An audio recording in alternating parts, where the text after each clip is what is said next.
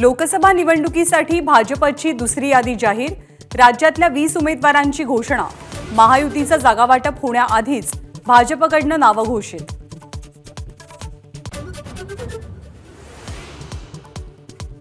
राज्यातल्या पहिल्या यादीमध्ये नितीन गडकरींच्या नावाची घोषणा, दुसऱ्या यादीमध्ये नितीन गडकरींच्या नावाची घोषणा। पंकजा मुंडेंची प्रतीक्षा संपली। बीडमधनं लोकसभेच्या रिंगणात सुधीर मुनगंटीवारांनाही लोकसभेची उमेदवारी, तर पुण्यातनं मुरलीधर मोहोळ यांना तिकीट। मुंबईतनं विद्यमान 2 खासदारांची तिकीटं कापली। उत्तर मुंबईतनं पियुष गोयल, मुंबई उत्तर पूर्वमधनं मिहिर कोटेच्या रिंगणात गोपाळ शेट्टी आणि मनोज कोटक यांचं तिकीट कापलं। बारामतीमधनं निवडणूक लढण्यासंदर्भात विजय शिवतारे ठाम। आज मुख्यमंत्र्यांशी चर्चा करणार।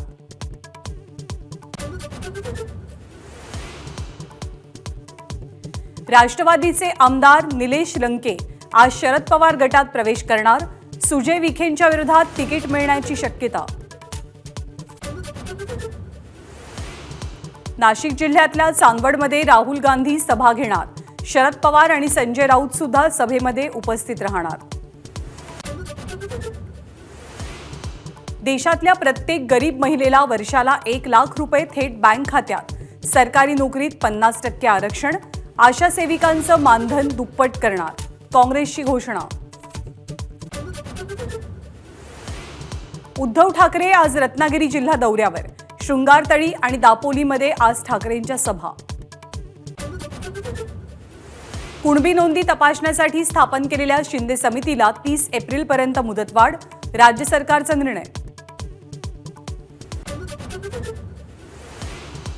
निवडणूक आयुक्तांच्या नियुक्तीसाठी आज दिल्लीमध्ये महत्त्वपूर्ण बैठक।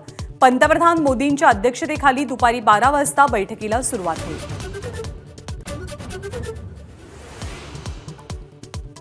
एक देश एक निवडणुकीबाबत आज राष्ट्रपतींकडे अहवाल सादर होण्याची शक्यता।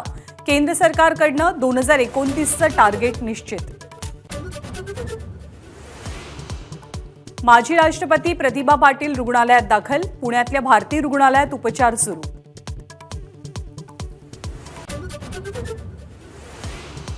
नागपूरमध्ये पोलिसांच्या उपस्थितीत टोईंग कर्मचाऱ्यांची गुंडगिरी।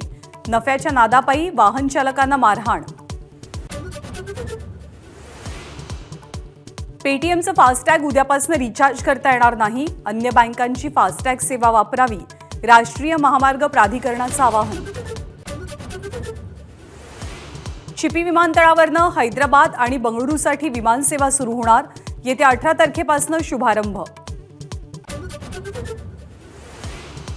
कृत्रिम बुद्धिमत्ता असलेल्या जगातल्या पहिल्या इंजिनियरचं अनावरण। मानवी मदतीशिवाय सॉफ्टवेअर बनवतो डेव्हिन नावाचा AI इंजिनियर।